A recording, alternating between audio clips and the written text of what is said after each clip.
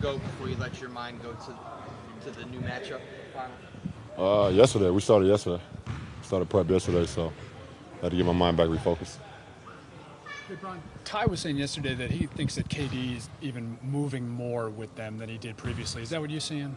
Yeah, I mean, I think you adapt to the culture, you adapt to the style, and that's the same thing happened to me when I went to Miami. I started to slash more, move more out the ball, shoot more standstill threes, and figure out ways I could be more productive than just having the ball isolation. So um, that, that's the right thing to do. How much more dangerous does that make him? I mean, he's one of the most dangerous guys we have in the world already. So, and it makes it even more dangerous when you equip that talent, that skill with those guys. You enter into a series having worked 8 months to get to this point. Is there a level of pressure that seeps into your mind thinking about what if it doesn't go our way to have put in all that work? And It's just the joy of being able to compete for a championship. So you add more pressure to it. I don't believe in it. At the end of the day, win, lose, or draw. If you left everything on the floor, then you'd be satisfied with that. I mean, are you gonna be happy with the outcome if you lose? Of course not. You'll be excited about it. You'll have an unbelievable feeling if you win, of course so. But if you leave everything on the floor, I mean, everything else take care of itself. Did you hear from MJ after breaking the record? LeBron, what makes Golden State unique offensively? First of all, it's the level of talent they have. You have the talent of Steph, Clay, Draymond, KD. You have the smarts of Iguodala, Livingston, the rest of those guys. And then you add that offensive package and their movement, their shooting ability. It makes them very dangerous. So, it definitely starts with the talent first, but then it also comes in with the basketball IQ and the movement and those guys having the high motor, and they got a lot of those guys.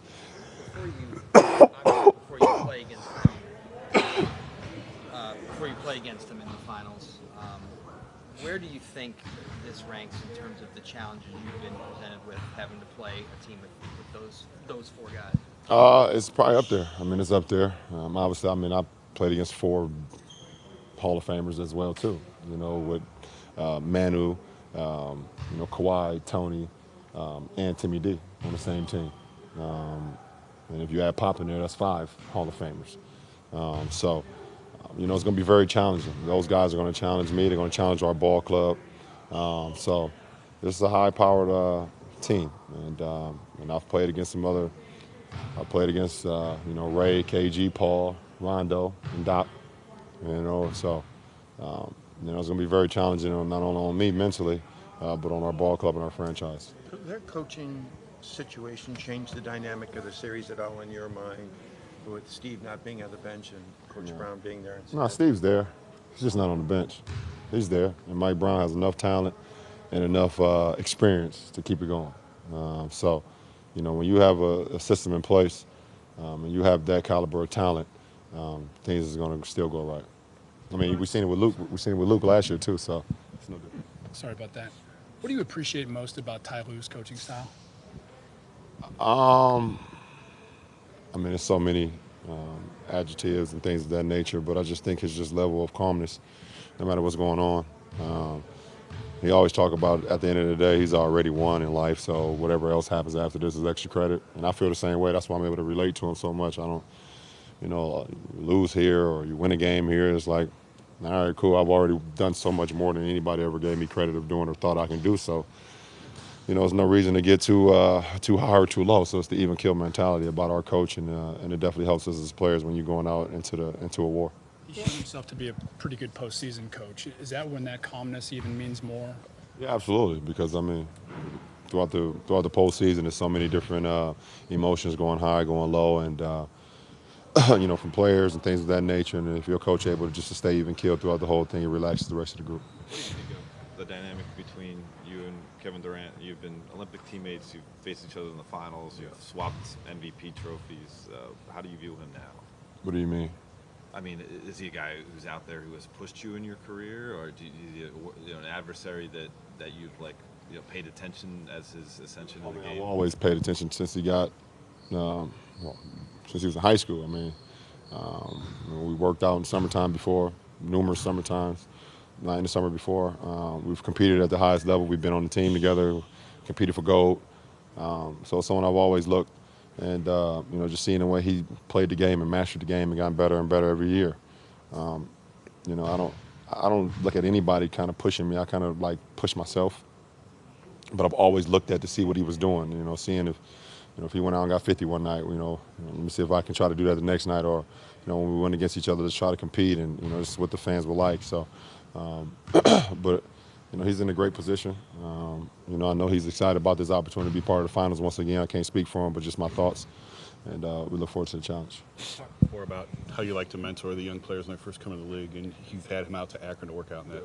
Does there come a point, though, where a guy reaches enough or accomplishes enough that you say, okay, you're good, I'm not sharing anything else with you? I think it reaches a point when that guy gets to a point where he's good enough he doesn't want to talk to me anymore. I always have an open door, open policy. When those guys get comfortable and they feel like they got enough of the blueprint and they're like, okay, I got enough, I'm done with you. Did that happen in the 12 finals with him, and seeing him in the 12 finals? Is that when that kind of... I don't know, man. It's just at the end of the day, I'm here to play. I'm here to, to appreciate the game. And at the end of the day, I give whatever I can to whoever. I don't care about that stuff of competing against somebody and you telling them things. You still got to apply. You still got to go out and play, And, at the end of the day, I've always had an open door policy. And I'll continue to do that. It doesn't stop me. It doesn't stop my success, or it doesn't stop my hunger for the game. Can you talk about David Griffin and his contributions and the evolution of this team over the last couple of years? Well, he's done a great job of putting the pieces together for this franchise to compete for a championship, and that's all you can ask for. The other night, when we got it, you were talking about just winning the Eastern Conference Finals, and said, I don't want to talk about the Warriors, too much stress. Now that you can talk about that, do you still feel that way, or how do you feel about your club going into this series against? What do you mean? What kind of question is that? You asking me how I feel about my club going into a finals? I don't understand that question. It's pretty straightforward. I mean, how do you? I think you know me enough. Come on, Joe. Don't do that to me. You know me. I feel good about our chances. Very good. LeBron, in the postseason, the Warriors are averaging the most post touches of any team. How is that different from some of the challenges that you've had leading up to this point? Well, it's deceiving. It's very deceiving because those post touches ain't really for post points. They start moving without the ball, and they do a lot of splitting.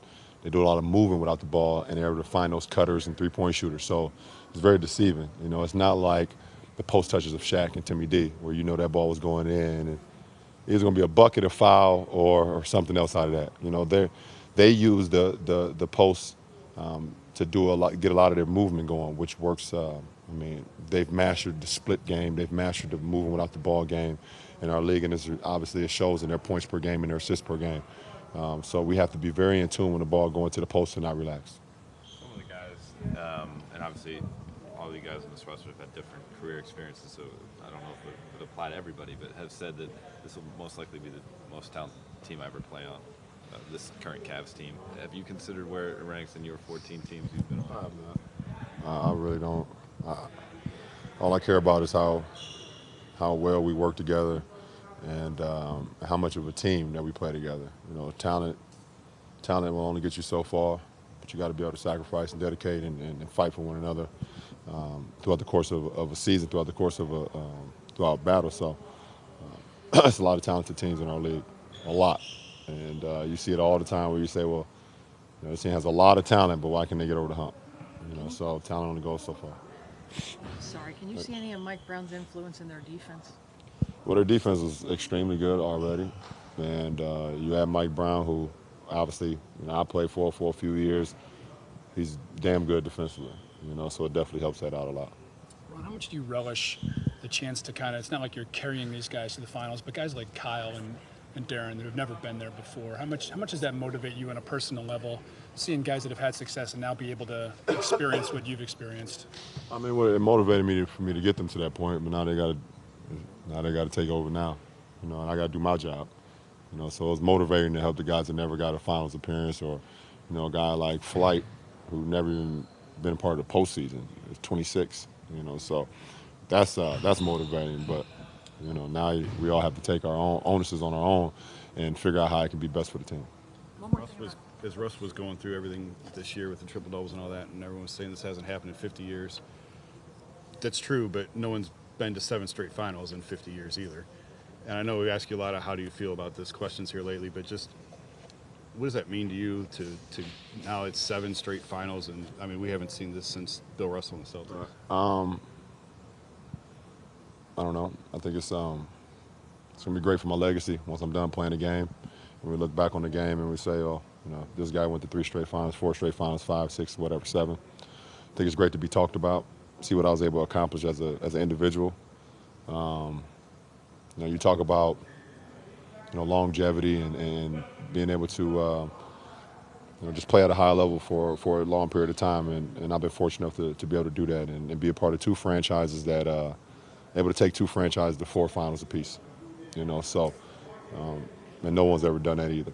So I'm always happy and proud that I'm able to put my teammates and the coaching staff and the franchise, whoever I was with at that point in time, to the individual that never been there or to guys that have been there before, and just try to take advantage of the whole situation and win, lose, or draw. I've always been proud to be a part of the biggest stage in our league, and that's the finals. The attention that's on you. There was a line that Vegas has made you an underdog in 6 of 8 finals. Do you like that? Are you surprised by that, or what do you make of that? I only play blackjack in Vegas anyways, so it doesn't matter to me. You've won, I think, 3 finals games on the road there the last 2 years. I mean, they go whole regular seasons without losing that many. What is it? How have you been able to accomplish, getting multiple wins out of the place that's so tough to play? That's in the past. That's in the past. How I was able to do it then. We fought, we scrapped, we made plays. If that's in the past. I don't focus on the past. I focus on the future, and that's today. And we have an opportunity to get some more days in to focus on what we need to do to get our game plan right for game 1. So, whatever happened in the past has happened. Doesn't mean I can go in there and win again. We got to come out and play, and we see what happens. Speaking towards the future, is there any reason in your mind to think this Cleveland team isn't better than the one that started the finals last year, that their team is better than the one that was in the finals? And is there any reason to think that all the hype won't be right and this should be just an unbelievably good series? Well, first of all, I don't get involved in the hype. But I do know both teams are better than last year's team. We're a better Cavaliers team and they're a better Warriors team. What does that mean? We don't know yet. But we're both better. We've both added pieces that's helped our offensive package and defensive package be even more scary. And obviously you can see that. We both playing at a high level, and we both, when you look back on it at the end of the day, you're going to look back and say that was 2 great teams who competed for championships. And we did whatever it took to get to that point. So I don't know what the outcome is going to be, and obviously we're going to write about it and talk about it throughout this series and see what happens. But I'm honored and I'm happy and I'm extremely excited to be part of the finals again. It's like I don't know anything else at this point.